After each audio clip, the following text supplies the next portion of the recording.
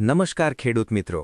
આજના વિડીયોમાં આપણે વાત કરવાના છીએ ઉનાળુ અડદ એટલે કે ઉડદ પાકની સંપૂર્ણ માહિતી વિશે, વાવણીથી લઈને કાપણી સુધી, તેથી તમે ઓછા ખર્ચે વધુ ઉત્પાદન મેળવી શકો।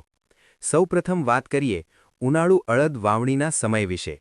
ખેડૂત મિત્રો, ઉનાળુ અડદની વાવણી માટે શ્રેષ્ઠ સમય ફેબ્રુઆરીના અંતથી માર્ચના મધ્ય સુધીનો છે। રબી પાક જેમ કે ઘઉં અથવા જીરું કાપ્યા પછી તરત અડદ વાવો તો જમીનમાં રહેલી ભેજનો લાભ મળે છે। હવે વાત કરીએ ઉનાળુ અડદ માટે યોગ્ય જાતો વિશે। ઉનાળામાં સારું ઉત્પાદન આપવા માટે T9, GU1, GU2, PU30 અને PU31 આ જાતો ખૂબ જ લોકપ્રિય છે। આ જાતો ટૂંકા સમયની છે અને ઉનાળાની ગરમી સહન કરી શકે છે। ચાલો હવે જોઈએ બીજની માત્રા અને વાવણી પદ્ધતિ। 1 એકર જમીન માટે 8 થી 10 કિલો બીજ પૂરતું થાય છે। લાઇનમાં વાવણી કરશો તો નિંદામણ અને પિયત કરવું સરળ બને છે।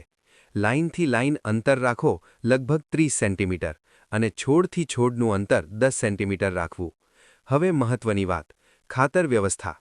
વાવણી પહેલાં જમીનમાં 5 થી 7 ટન સડેલું ગોબર ખાતર ઉમેરો।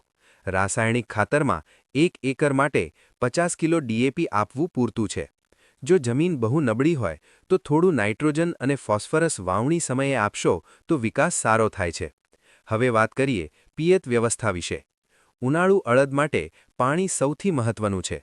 પ્રથમ પિયત વાવણી પછી 3 થી 4 દિવસે આપો, પછી દર 7 થી 10 દિવસના અંતરે હળવું પિયત આપવું।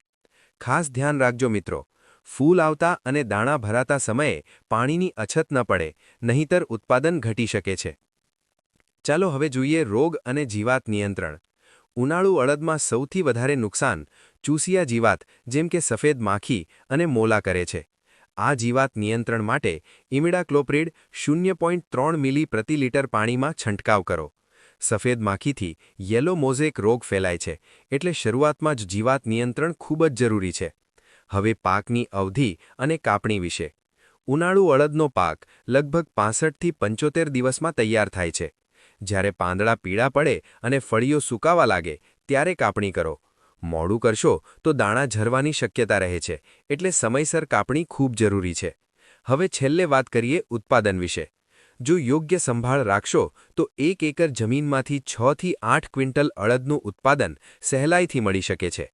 ખેડૂત મિત્રો, આ રીતે ઉનાળુ અડદની વૈજ્ઞાનિક ખેતી કરીને તમે ઓછા ખર્ચે વધારે નફો મેળવી શકો। વિડિયો ગમ્યો હોય તો લાઇક કરો, શેર કરો અને ચેનલને સબસ્ક્રાઇબ કરવાનું ભૂલશો નહીં। નમસ્કાર।